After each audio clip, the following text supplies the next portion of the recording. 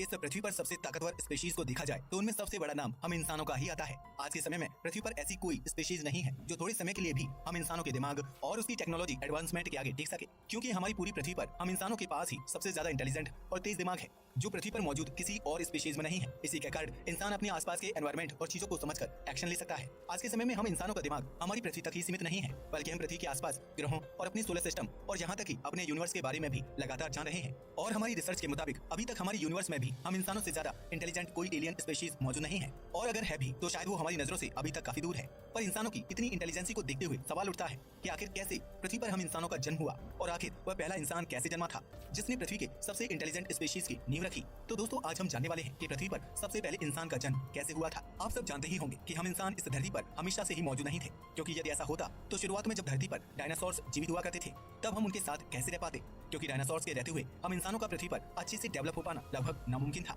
और अगर डायनासोर्स के समय हम इंसानों की एक डेवलप स्पीशीज मौजूद होती तो शायद वो भी डायनासोर्स की तरह पृथ्वी पर से विलुप्त हो चुकी होती। और ये इस बात का प्रमाण है कि हम डायनासोर्स के मृत्यु के बाद ही धरती पर आए होंगे। लेकिन क्या कभी आपने सोचा कि पहला इंसान धरती पर कैसे आया था और कहां से आया था? तो इसे समझने के लिए सबसे पहले हमारा ये जानना जरूरी है कि धरती पर जितने भी जीव मौजूद हैं वो सब पहले के जीवों से इवॉल्व होकर ही आए हैं, जो कि एक समय पर धरती पर मौजूद हुआ करते थे। इस प्रक्रिया को इवोल्यूशन कहा जाता है। वैज्ञानिकों ने रिसर्च में पाया कि हमारी पृथ्वी पर जीवन की शुरुआत समुद्र से हुई थी। पृथ्वी पर जीवन की शुरुआत आज से करीब 3.5 बिलियन साल पहले माइक्रो ऑर्गेनिजम्स की फॉर्म में हुई थी, यानी कि यह इतना छोटा था कि इसे हम अपनी आंखों से देख नहीं सकते थे और यह पानी के अंदर काफी गहराई में रहा करते थे। लेकिन बाद में जब धीरे धीरे इवोल्यूशन होता गया तब इन माइक्रो ऑर्गेनिज्म में काफी सारे बदलाव होना शुरू हो गए। ये सिंगल सेलुलर से मल्टी सेलुलर बन गए, जिसके बाद इनमें कई कॉम्प्लेक्स स्ट्रक्चर बनने लगे और समय के साथ ये पूरे मल्टी सेलुलर ऑर्गेनिज्म इवॉल्व होने लगे। इनमें से कुछ उस पानी में ही रुक गए और कुछ धीरे धीरे पानी से बाहर जमीन पर भी रहना शुरू कर दिए। इसके कई हजारों लाखों साल तक इवोल्यूशन कुछ इस प्रकार हुआ कि बड़े बड़े जीव भी धरती पर अस्तित्व में आ गए, जैसे कि डायनासोर्स। और ऐसा भी कहा जाता है कि इन डायनासोर्स की प्रजातियों के खत्म होने के बाद ही ह्यूमन इवोल्यूशन की शुरुआत हुई। आइए हम इसे और भी गहराई से समझने की कोशिश करते हैं। ऐसा कहा जाता है कि 66 मिलियन साल पहले एक बड़ा एस्टेरॉइड धरती से टकराया था। उस समय पृथ्वी पर एस्टेरॉइड की टक्कर काफी ज्यादा खतरनाक थी, जिसके चलते पृथ्वी का वातावरण लगभग पूरी तरह से खत्म हो गया था। पृथ्वी का इकोसिस्टम पूरी तरह से बिगड़ गया था। पृथ्वी के समुद्रों में बड़ी बड़ी समुद्री लहरें उत्पन्न हुई थी, जिसने पूरी पृथ्वी को डुबो दिया था। पृथ्वी पर बड़े बड़े भूकंप आए थे। और इसके अलावा वैज्ञानिक ये भी बताते हैं कि उस समय एस्टेरॉइड की टक्कर के चलते पृथ्वी पर मौजूद ज्यादातर बड़े वोल्केनो भी फट गए थे। और इन सभी घटनाओं के एक साथ होने के चलते पृथ्वी पर एक बहुत बड़ा मास एक्सटिंक्शन हुआ था, जिसके कारण इन डायनासोर्स की प्रजातियों का अंत हो गया था। और साथ ही जमीन पर रहने वाले कई अन्य रेप्टाइल्स भी इसमें मारे गए थे। ऐसा भी माना जाता है कि लगभग 75% फ्लोरा और फौना भी इसमें नष्ट हो गई थी। इसके कारण ये हुआ कि धरती पर कई सारी नीचेस यानी कि कुछ प्रजातियों के रहने का स्थान अब खाली पड़ गया था, और साथ ही धरती के इकोसिस्टम का बैलेंस भी खराब होने लगा था। इसलिए अब धरती को नई प्रजातियों की आवश्यकता थी, जिसके कारण मैमल्स अस्तित्व में आना शुरू हो गए। और इसके 10 मिलियन साल बाद इन्हीं मैमल्स की 3 से 5,000 प्रजातियां धरती पर अस्तित्व में आ गई, जिनमें से एक थी प्राइमेट्स यानी बंदर जैसे दिखने वाली प्रजातियां। और फिर इन प्राइमेट्स में भी कई सारे बदलाव आए, जैसे कि जो पहला बदलाव था वो ये था कि यह प्राइमेट्स दो अलग अलग ग्रुप्स में डिवाइड हो गए। इनमें से एक था स्ट्रेप्सरीन, जिन्हें वेट नोज्ड प्राइमेट्स भी कहा जाता है क्योंकि इनमें सूंघने की शक्ति थी। दूसरे थे हैप्लोरिन्स, जिन्हें ड्राई नोज प्राइमेट्स भी कहा जाता है क्योंकि इनमें देखने की शक्ति ज्यादा थी। यानी यह दोनों इंसानों के दो एट्रीब्यूट्स दर्शाने लगे, सूंघना और देखना। इसके बाद लगभग 20 मिलियन साल पहले इवोल्यूशन के कारण पहले एप अस्तित्व में आए, जिन्हें प्रोकाउंसल कहा जाता है। यह बंदरों जैसे दिखते थे, लेकिन इनमें इंसानों जैसे फिजिकल एट्रीब्यूट्स की डेवलपमेंट होने की शुरुआत हो गई थी। माना जाता है कि ये हमारे पूर्वज से दिखने में बड़े हुआ करते थे और इनका वजन 100 पाउंड्स जितना होता था और इनमें कोई पूंछ नहीं होती थी। फिर जब ये भी इवॉल्व होने लगे तो गिबन्स और गोरिल्ला जैसे जीव भी अस्तित्व में आ गए। और क्या आप जानते हैं कि इसके बाद लगभग 7 मिलियन साल पहले चिंपैंजी भी इवॉल्व हुए और माना जाता है कि ये हमारे सबसे नजदीकी पूर्वज थे। इसके बाद आर्डिपिथेकस नाम के जीव भी अस्तित्व में आए और इनका ब्रेन साइज एप्स जितना बड़ा था। साथ ही यह पेड़ों पर रहने वाले जीव थे। ये पहले जीव थे जिन्होंने दो टांगों पर चलना सीख लिया था। लगभग 4 मिलियन साल पहले ऑस्ट्रेलोपिथेकस ऑर्डिपिथेकस से इवॉल्व होकर अस्तित्व में आए और ये लगभग इंसानों जैसा दिखने लगे थे। हालांकि इनमें अभी भी एप जैसे दिखने वाले फीचर्स थे और ये पहले ऐसे थे जिनके पांव सामने की ओर इवॉल्व हो गए, जिससे कि इनका दो टांगों पर चलना और भी आसान हो गया था। और अब ये अपने हाथों का इस्तेमाल स्टोन टूल्स बनाने में करते थे। और ये भी आगे चलकर दो ग्रुप्स में डिवाइड हो गए, जिनमें से पहले वो थे जिनकी जॉज यानी कि जबड़े काफी बड़ी हुआ करते थे और दूसरे वो थे जिनका ब्रेन साइज काफी बड़ा हुआ करता था। लेकिन इनमें से बड़ी ब्रेन साइज वाले जीव ही आगे और इवॉल्व हो सके और इन्होंने एक नई जीनस की शुरुआत की, जिसका नाम था होमो।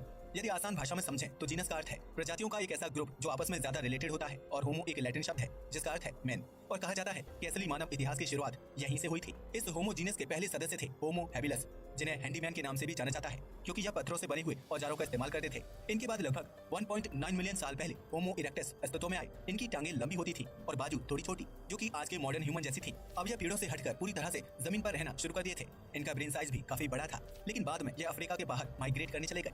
इन्हीं के कारण मानव धरती पर अलग अलग जगह रहने लगे। इसलिए ये कह पाना मुश्किल है कि इनके कौन से ग्रुप से आगे का इवोल्यूशन हुआ था। क्योंकि अब यह कई जगहों पर फैले हुए थे। इनके बाद लगभग 3 लाख साल पहले होमो सेपियंस अस्तित्व में आए। इनका ब्रेन साइज पहले से ज्यादा विकसित था और साथ ही यह ज्यादा क्रिएटिव और इनोवेटिव भी थे। यही कारण था कि इनके पहले धरती पर मौजूद निएंडरथल कम क्रिएटिव होने के कारण अस्तित्व से हट गए और इन होमो सेपियंस ने उनका स्थान ले लिया। उस समय होमो सेपियंस पृथ्वी पर मौजूद सबसे ज्यादा इंटेलिजेंट स्पीशीज थी, जो अपने शिकार को आधुनिक पत्थरों के हथियारों के जरिए आसानी से शिकार कर सकती थी।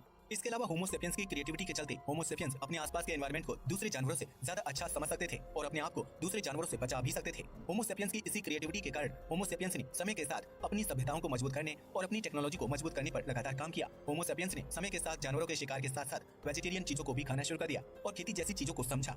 खेती वह पहला कदम बताई जाती है जिसने आज के मॉडर्न इंसानों की नींव रखी, क्योंकि इसके बाद हम होमो सेपियंस ने कभी पीछे मुड़कर नहीं देखा। और आजकल विज्ञान के विकास और उन्नति के कारण हमारा और भी विकास हर दिन हो रहा है। अब हम इतने समर्थ हो चुके हैं कि हम अपना जीवन अच्छे से जी सकते हैं और टेक्नोलॉजिकल एडवांसमेंट्स के कारण हर दिन बनने वाले नए नए डिवाइसेस हमारे जीवन और आसान कर देते हैं। तो हम उम्मीद करते हैं कि अब आप इस रहस्य को समझ गए होंगे कि किस प्रकार धरती पर पहला इंसान आया था और कहां से आया था। आज के समय में भी हमें कई सारे प्रमाण मिलते हैं कि किस तरह ह्यूमन इवोल्यूशन हुआ था। इन प्रमाणों में सबसे ज्यादा सहायक हैं फॉसिल्स यानी कि जीवाश्म। हमें हमारे पूर्वजों के कई सारे जीवाश्म मिले हैं जिससे हम ये बता सके कि वह कितने बड़े हुआ करते थे और उनमें और हमें क्या फर्क था, और ये भी अनुमान लगाया जा सका कि वह कैसे दिखते थे। साथ ही कुछ आर्कियोलॉजिकल साइट्स की खुदाई के दौरान भी ये पाया गया कि किस प्रकार हमारे पूर्वज पत्थरों के बने औजारों का इस्तेमाल करते थे। खुदाई के दौरान न केवल हमें ये पता चला कि किस प्रकार ये अपना जीवन जीते थे, बल्कि हम ये भी समझ पाए कि इनकी क्या मान्यताएं थी। उदाहरण के लिए जैसे ये मृत जीव को दफना दिया करते थे, जो यह दर्शाता है कि इनमें भी कुछ बिलीफ पैटर्न्स होते थे जो भी आज के समय में इवॉल्व हुए हैं। तो दोस्तों, कहने का मतलब ये है कि हम इंसानों का जन्म किसी एक इंसान से नहीं हुआ था, बल्कि आज हम जो इंसान हैं, जिस फिजिकल स्ट्रक्चर और जिस दिमाग के साथ मौजूद हैं, वह पृथ्वी पर लाखों हजारों साल के इवोल्यूशन के चलते ऐसा बना है जैसा आज हम उसे देख रहे हैं। और ये इवोल्यूशन लगातार जारी है और आगे भी आज से कई हजार या लाख साल बाद हमें हमारी अपनी ही इंसानों के शरीर और यहाँ तक कि दिमाग में भी काफी ज्यादा बदलाव देखने को मिलेंगे। और ऐसा भी हो सकता है कि आज की तुलना में हमारी फ्यूचर की मानव सभ्यता आज के हम इंसानों से 1000 गुना ज्यादा समझदार और तेज दिमाग वाली हो। कुल मिलाकर कहने का मतलब है कि इवोल्यूशन कभी नहीं रुकता है और ये लगातार जारी रहता है। आज के लिए बस इतना ही। वीडियो पसंद आया हो तो इसे लाइक और शेयर करें, साथ ही चैनल को भी सब्सक्राइब करें।